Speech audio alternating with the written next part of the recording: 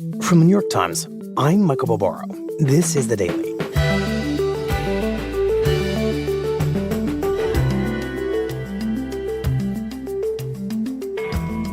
There's never been any doubt that this year's presidential race would be won or lost in a handful of purple swing states where neither party has a clear advantage. That, however, is not the case for Congress. Today, my colleague Nick Fandos on why control of the House is likely to hinge on what happens in two deeply blue states where Democrats run the show. It's Tuesday, October 15th.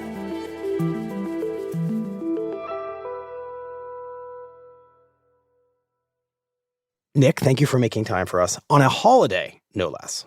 Michael, I am very pleased to be here. So I feel like if you're keeping count, I dare say we have made 100 episodes. That's an exaggeration, but a lot of episodes about the presidential race. But we have spent comparatively little time talking about who's going to control Congress. And today, with you, we are going to rectify that. And in particular, we're going to talk about control of the House of Representatives, the lower chamber. So set the stage for us and walk us through the stakes of this year's races for the House. Yeah, let me make a case for why the House of Representatives is uniquely important in this election. So obviously, as we all know, the race for the White House is incredibly close. But the race for the Senate is really tipping towards Republicans right now. Democrats have a shot, but it's an outside shot to keep control of the Senate. So the House of Representatives is really kind of the second most important question. Because if Donald Trump wins the White House and Republicans have the Senate, the House being Republican would be a trifecta. It would unlock his ability to implement most of his policy agenda. It would protect him from investigation or impeachment and really kind of lay the groundwork for 2 years of conservative Republican policymaking. On the other hand, if Kamala Harris wins the White House and doesn't have control of the Senate, the House is really going to be her only leverage point on Capitol Hill. Right. It's going to be the kind of Democratic beachhead to help her try and get anything accomplished. But it is so close this year that there's a feasible possibility that actually Trump could win the White House and Democrats could keep control of the House, which would be a very powerful, potent check on a potential Trump presidency. Remember, they impeached him twice before when he was in office.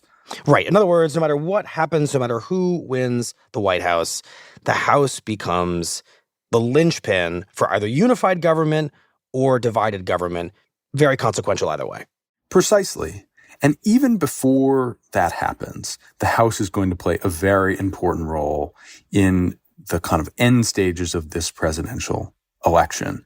It is, as we all learned in 2021, the body that has to certify at the end the results of the presidential election. Right. And last time, Donald Trump and his allies in the House were able to make a remarkable run at trying to disrupt that process, despite the fact that Democrats were in control of the House. So one can imagine a scenario where this time around, if Republicans narrowly hold on to it and the presidential election ends up in a near tie or another contested outcome, who is in control on Capitol Hill could be unbelievably important. I just want to make sure I understand that because I think the timing can get confusing for people. We think of Congress being sworn in around the time of the presidential inauguration. It actually happens before. So a new Congress will be required to certify the results of the election. You're saying if Republicans win control of the House of Representatives and Kamala Harris were to win the presidential race, then suddenly you're looking at a Republican-controlled House that may try to block her certification as president, which would once again plunge this country into a very complicated and potentially very dark place. I think that that's a good summary and certainly a question and a scenario that's on a lot of people's minds right now. Right. So what, Nick, is the current understanding of both parties' chances of winning control of the House right now? You explained when it comes to the Senate that the odds are very much that Republicans will flip it, win control. Now walk us through the odds in the House. Yeah, the House is a true toss-up. It is on a knife's edge. Republicans right now effectively have a 4-seat majority, basically the narrowest majority in a century. And they're out there defending it. And there's a very limited number of competitive seats across the country because of gerrymandering in both parties, which have shrunk the map. Mm-hmm. A few dozen seats that could tip either way, and an even smaller number of that may affect the final outcome. But the really interesting feature of the race for the House this year is that the true battlegrounds don't match up with the presidential race. We're not talking about Wisconsin or Pennsylvania. There are some races there. But the biggest clusters are actually in two large coastal blue states, New York and California. And why would that be? Well, let me just give a sense of numbers first, which I think will help illustrate this. There are 17 seats that Republicans hold right now that President Biden won 4 years ago. Of those, 10 of them are in New York and California. And 5 or 6 of them, Biden actually won by double digits. So to put it a different way, Republicans in 2020 and 2022 were able to win a set of districts to build their majority that, by registration or makeup, tend to tilt Democratic or vote for Democrats for president. And so that means that Democrats' clearest path to winning back the majority runs through those two states. What do we need to remember about those races 2 years ago that helps explain this dynamic and how we got here in these two deep blue states? So just to rewind the clock a little bit, remember, 2022 was Biden's first midterm. Typically the party out of power, Republicans are expected to make a bunch of gains across the country in the House. Republicans were expecting to pick up a pretty big majority. And by and large, they had an underwhelming night in most of the country, except for New York and California. And there are different reasons for that. New York and California, as anyone who has visited there or lives there knows, are very expensive places. And so they're extra sensitive to inflation and food and housing, and basically put voters into a very sour mood. At the same time, the pandemic brought this disruption to life all across the board and a spike in crime in some places. And it was really intensely felt, for instance, in New York, where a daily drumbeat of crimes on the subway or violent crimes on the street became kind of the dominant issue of the midterm campaigns, and Republicans were able to really effectively message on this issue. And I think that the thing that unifies these states is that they're both states where Democrats have total control of government, where voters are looking at these problems, which many places are facing across the country, but they have one party, basically, that's in charge that they can blame. Democrats control mayor's offices, the governor's mansions, and the White House. So, why wouldn't you, if you're fed up about these issues and you think that government is not doing enough to help, well, you go against the guys in power, and that meant going with Republicans. Right. So in that sense, Republicans weaponized New York and California's blueness and used it against them very effectively through the issue, especially of crime. Precisely. And there was another issue with that blueness that actually hurt Democrats that's a little different. So across the country, abortion rights were one of the biggest rallying cries for Democratic candidates in the midterms. And they actually had a lot of success in swing states where voters perceived their abortion rights to be at risk after the Supreme Court had overturned Roe v. Wade. But in New York and California, I think voters were a little bit more dubious about that. They knew that Democratic supermajorities in Sacramento and Albany were not about to overturn abortion rights. And so the issue just wasn't quite as potent in motivating Democratic voters to come out in the same kind of numbers that Republicans, who were concerned about cost of living and crime and independence, were to come out and vote against them. And so by the time election night comes around, now, it was a bumpy night on Long Island for Democrats. We start seeing these districts from Long Island up through the suburbs of Westchester and the Hudson Valley start flipping towards Republicans one by one. There was good reason for Republicans to cheer at their watch party in Nassau County on election night. They just turned blue districts red. And in California, a number of seats that Democrats thought Republicans had no business representing, that they'd won in 2020, they start holding those races. Each one of them tips towards Republicans. California's 27th district, this win for Republicans is the 218th seat. Republicans have now secured a majority in the House of Representatives. And at the end of the night, it all adds up to be enough for Republicans to take the House majority.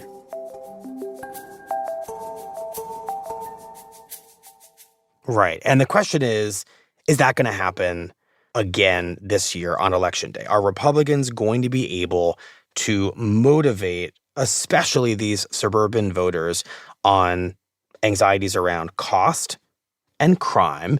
And will Democrats fail to motivate their suburban voters in these same districts around essential Democratic motivating issues like abortion that could well determine, as it did 2 years ago, who controls the House this year? I think that is the most pertinent question, because Democrats feel that they have learned a lot of lessons from 2022. Their candidates are better funded. They're running more adept campaigns, targeting more voters.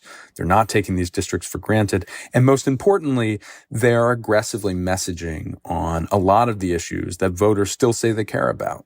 Crime, cost of living, immigration has really creeped up. And the result, I think, is an election where, on paper at least, Democrats have a lot of really good pickup opportunities. It looks like they should have a clean path back to the majority. But in reality, poll after poll is showing these races within the margin of error that they could flip in either direction. And as I'm thinking about all these things, there's one district in particular in the suburbs just north of New York City where a lot of these issues are coming into play. The possibility for Democrats of winning back the House, but also the reality for Republicans of having a strong set of issues and candidates to defend their ground on. And the outcome of that race, which could come relatively early on election night, is probably going to tell us a lot about which way the whole House is tipping.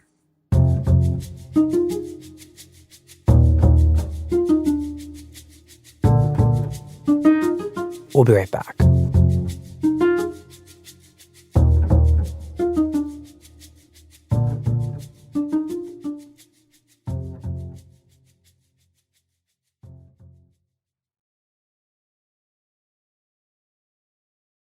Nick, take us inside of this New York House race that you have been tracking pretty closely. So this is New York's 17th district. It's just up the Hudson River from New York City. It's kind of an interesting and complicated district. So a lot of it is the northern suburbs of Westchester County, which on balance are really pretty affluent. This is the home in Chappaqua, for instance, of Bill and Hillary Clinton. They're kind of sprawling country estate, and there's multi-million-dollar houses all up and down the Hudson. But at the same time, just across the river, there's communities in Rockland County that are more exurban, more working class, retired or active cops and firefighters and their families that tend to be a more traditional swing district. If you add it all up, this has been real friendly to Democrats in the past. Biden won this district by 10 points, something like 80,000 more registered Democrats than Republicans. But in 2022, in the midterms, this Republican assemblyman named Mike Lawler kind of comes out of nowhere and ends up defeating one of the most powerful Democrats in Congress for this seat. He harnesses a lot of the issues that we've been talking about and takes down this guy, Sean Patrick Maloney, who was not only defending his own seat, but was the head of House Democrats' campaign arm, responsible for defending the majority nationwide.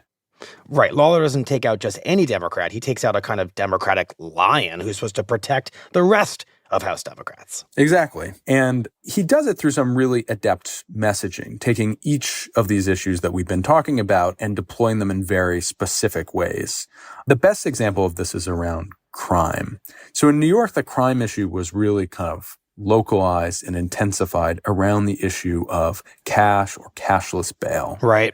Democrats in New York, with good intentions of trying to get rid of this practice, had pretty dramatically changed New York's bail laws in recent years. Today, we are pleased to bring you a debate among all four candidates running for the Democratic nomination. Lawler had an old clip that turned out to be really valuable of his opponent, Sean Patrick Maloney. Do you believe in ending cash bail, Mr. Maloney? Absolutely, and I'd make it the top priority. Saying on a debate stage, I support getting rid of cashless bail. Now, the legacy of cashless bail is complicated, but in this moment, remember where crime has kind of bubbled up after the pandemic, it's a really easy scapegoat for Republicans to point to and say, this is the reason, this is the cause. Is this guy serious? Sean Maloney said his top priority was releasing dangerous criminals so they can commit more crimes? That's nuts. And Democrats didn't quite know how to respond to this. They tried defending the law. They tried changing the subject. And on election day, it turns out that a lot of voters were very agitated and very worked up about it.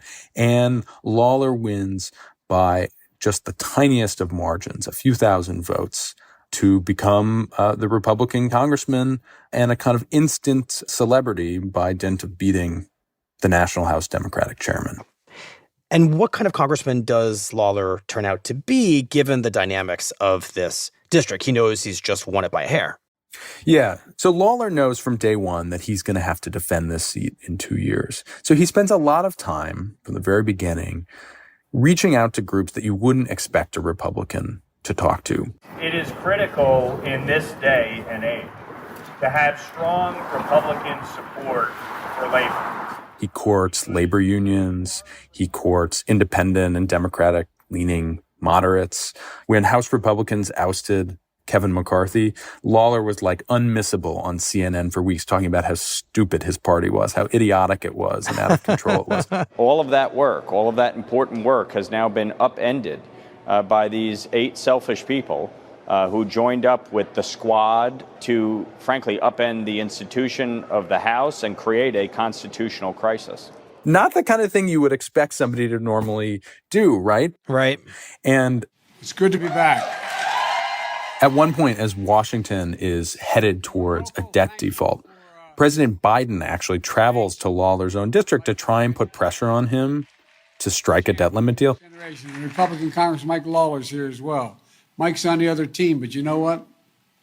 Mike is the kind of guy that when I was in the Congress, they were the kind of Republican I was used to dealing with. And he ends up complimenting the guy. He's not one of these MAGA Republicans. He says, like, this is the kind of guy that I can work with. He's not like the rest of his party. I don't want to get him in trouble by saying anything nice about him or negative about him, but thanks for coming, Mike. Thanks for being here. This is the way we used to do it all the time.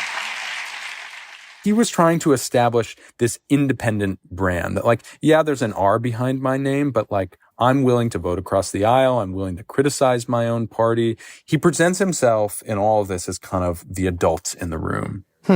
It's time we work together to get our country moving again and leave the games to the kids. So all of this, I think, is important because Lawler knows heading into the next election that he's not going to have the element of surprise this time. The environment may be different. It may not. He's going to need some Democratic and independent voters to stick with him and maybe come over to his side if he's going to win a second term. Mm-hmm. Okay, so Lawler proves very deft at being the kind of Republican that this district can embrace perhaps twice in a row. Talk about who he is facing on the Democratic side in this year's House race. His Democratic opponent is Mondaire Jones.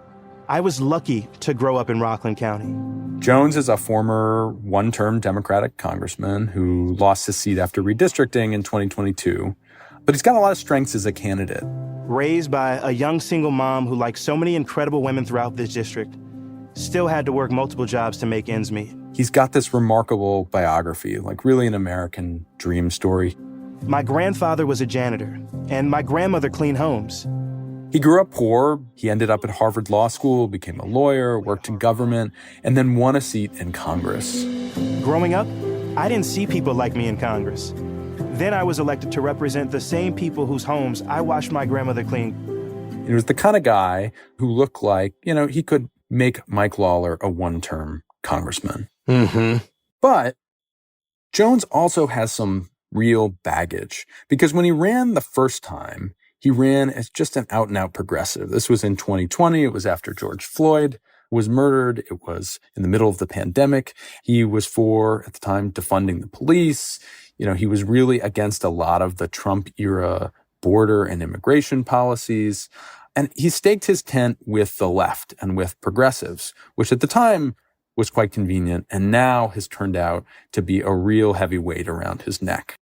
I'm going to guess that Lawler is pointing to all of those old policy positions and statements in this year's race. Exactly. So just like he was able to use old clips of Sean Patrick Maloney to remarkable effect to hurt him, he's turning to, old statements that Jones made that in many cases he now rebukes. He says he was wrong about defund the police. He's advocating for more aggressive border policies this time around. But the problem is, when voters' TVs are being saturated with all these old clips. Liberal Mondaire Jones wanted to defund the police. We need to end mass incarceration and defund the police. Defunding the police, cutting that funding and reallocating it to social workers. And ads from Mike Lawler that try and portray Jones as more accountable to AOC, to Andrea Ocasio-Cortez, than to the voters of this district. The pride of New York right now, Mondaire Jones. That's AOC praising Mondaire Jones because Jones supports her radical agenda. It undermines some of what Jones is trying to do to look more pragmatic, and that's what he feels he needs to do to win this district. So Lawler is very much trying to make this year's race a carbon copy of the race 2 years ago, where it becomes a referendum on whether Democrats are too progressive on criminal justice policy and therefore not basically hard enough on crime. And he's got some ammunition there in Mondaire Jones's record. Yeah, that's right. The issues may be a little different than 2022, but the pattern is basically the same. I'm the adult in the room. I'm the reasonable one. I may not be the party you're used to, but I'm going to be a much more responsible actor in Washington for you than these crazy out-of-touch Democrats. And how, Nick, is Mondaire Jones framing this race? Yeah, so Jones is running his own very aggressive campaign here, and he is, maybe unsurprisingly, focusing on the issue of abortion. Lawler empowers the worst people in Washington. Their platform would ban abortions even here in New York without exception for rape or incest. Democrats think this time around, actually, it's a more potent issue because there's a presidential election at the top of the ticket, the specter of potentially a national abortion ban. They think will really motivate their voters, even in these Democratic states. Congressman Mike Lawler always votes against abortion, so we have to stop this guy. So he is trying to take Lawler's record on this specific issue and show that it exposes him as kind of a fraud generally, that he may say he's a moderate, but at the end of the day, he mostly votes with his own party. Right. He's saying Joe Biden might have praised him, but he's anti-abortion. Exactly. So all this has meant a very close and contentious race for months. There's been some surprises. Some of them brought by you yourself. Indeed, earlier this month, I got a hold of some photographs of Lawler when he was a college student in the early 2000s, dressing up for Halloween in blackface. He was a Michael Jackson superfan. He still is. He even went out as an 18-year-old to Michael Jackson's criminal trial in California to attend it. But obviously, the imagery of blackface is very charged and very offensive. Right. But it's unclear how much of an electoral impact this is going to have in the end. Lawler really didn't run away from it. He went right into it. What did he say?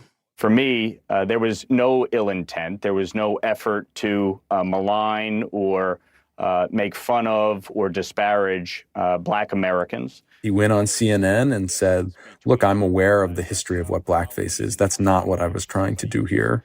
It was really an effort to pay homage to somebody who was a musical idol for me. I've always loved Michael Jackson's music and his dance moves. Jones, for his part, called on Lawler to drop out of the race and resign from his seat. Mike Lawler knew exactly what he was doing. And he's not having his apology or explanation at all. He says, you know exactly what you were doing. And is only upset because he got caught doing it, and not because he actually engaged in offensive behavior. And you don't really seem that sorry. And so that brings us more or less to the present, where Lawler has maintained a narrow lead in the polls. It's narrow enough that on election day, this race could tip in either direction.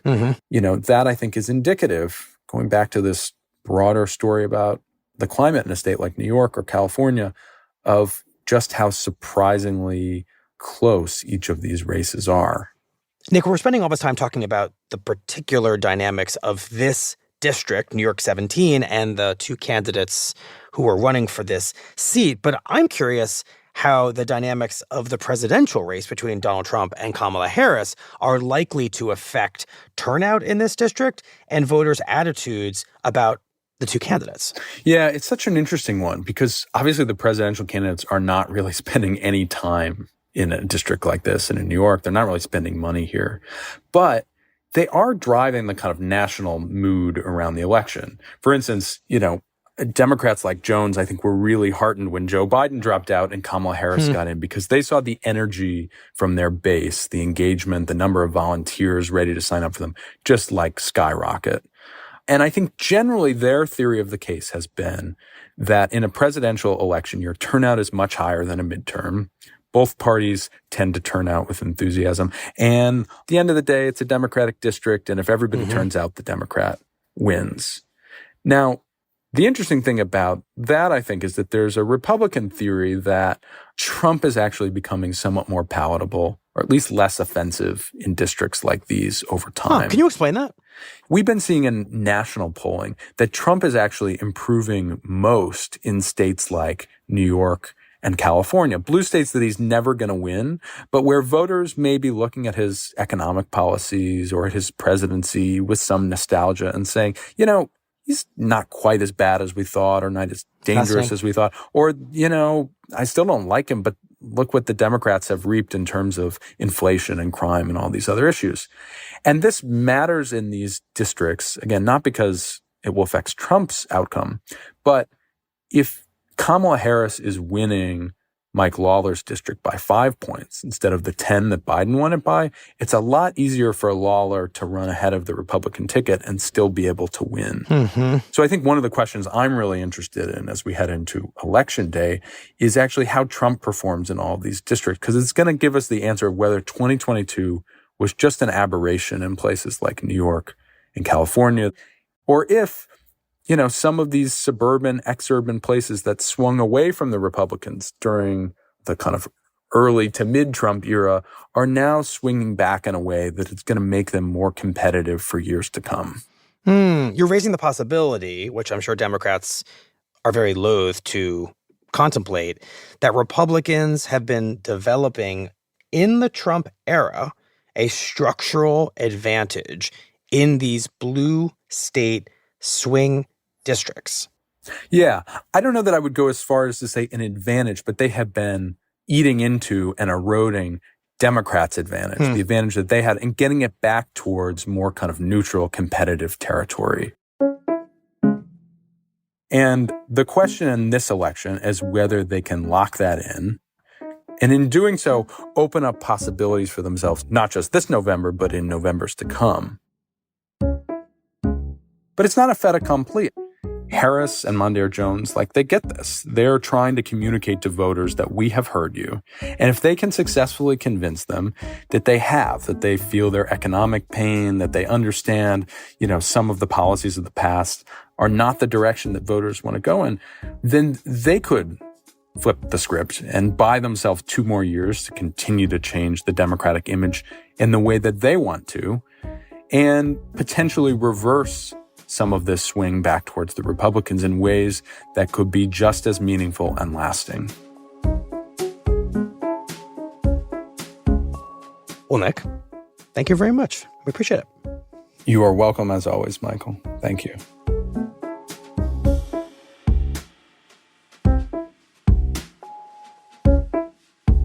We'll be right back.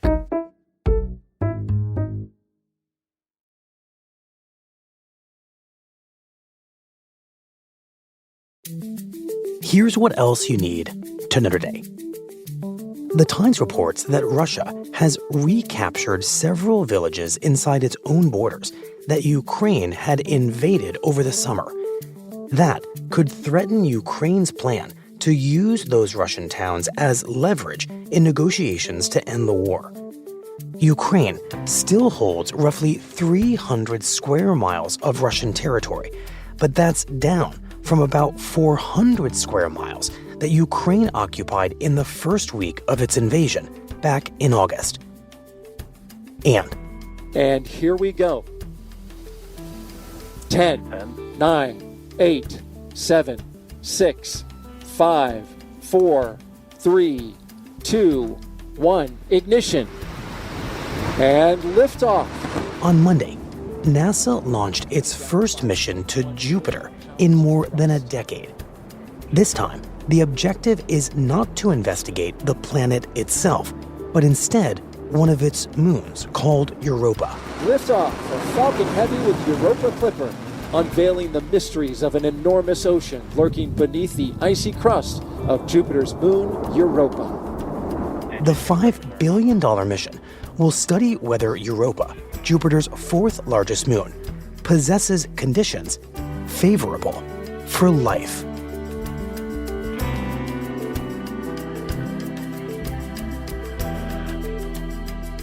Today's episode was produced by Eric Krupke and Mooj Zadie. It was edited by Michael Benoit, contains original music by Marian Lozano and Diane Wong, and was engineered by Chris Wood. Our theme music is by Jim Brunberg and Ben Landsverk of Wonderley.